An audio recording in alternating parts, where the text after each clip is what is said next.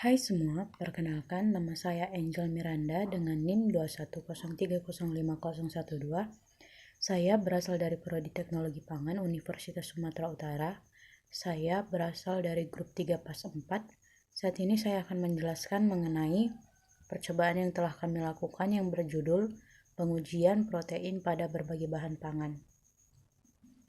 Adapun tujuan dari percobaan yang telah kami lakukan adalah untuk mengetahui kandungan protein pada berbagai bahan pangan dan untuk mengetahui cara pengujian protein pada bahan pangan. Saya dari PAS 4 mendapatkan bahan. Yang pertama itu adalah telur entok, lalu susu sapi segar, lalu tepung lencana merah. Sebelum saya menjelaskan mengenai prosedur percobaan yang telah kami lakukan, saya akan menjelaskan sedikit mengenai apa itu protein. Protein merupakan makromolekul yang terbentuk dari asam amino yang tersusun dari atom nitrogen, karbon, dan oksigen. Beberapa jenis dari protein ini mengandung sulfur seperti metionin, cysteine, dan cysteine yang dihubungkan oleh ikatan peptida. Sumber protein ini dapat terbagi menjadi dua. Yang pertama itu protein nabati dan protein hewani. Protein dalam tubuh berfungsi sebagai memelihara dan mengganti jaringan tubuh yang rusak. Lalu saya akan menjelaskan mengenai metodologi percobaan yang telah kami lakukan. Reagensia yang kami gunakan yaitu asam asetat atau CH3COOH, lalu ada NaOH 0,1N, Aquades, dan air suling. Prosedurnya adalah yang pertama itu penentuan titik isoelektrik. Adapun prosedurnya yaitu bahan dihancurkan dengan air masak kecuali susu segar dengan perbandingan 1:1 dan untuk lateks itu 1:2. Lalu dimasukkan ke dalam beker gelas. Perlakuan yang pertama itu ditimbang asam asetat 25%.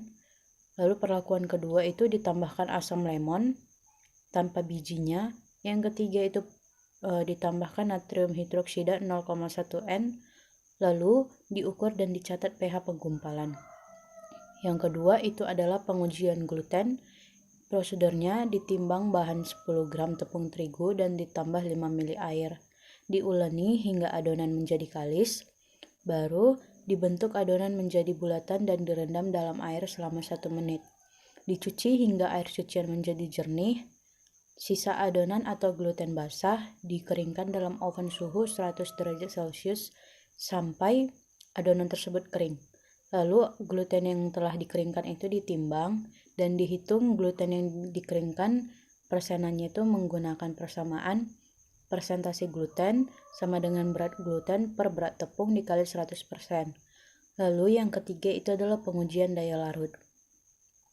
Adapun prosedurnya yaitu dipisahkan kuning dan putih telur, lalu volume dari putih telur itu diukur menggunakan gelas ukur.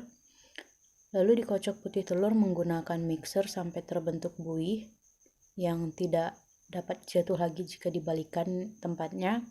Lalu diukur volume buih yang terbentuk, dihitung daya buih dengan persamaan.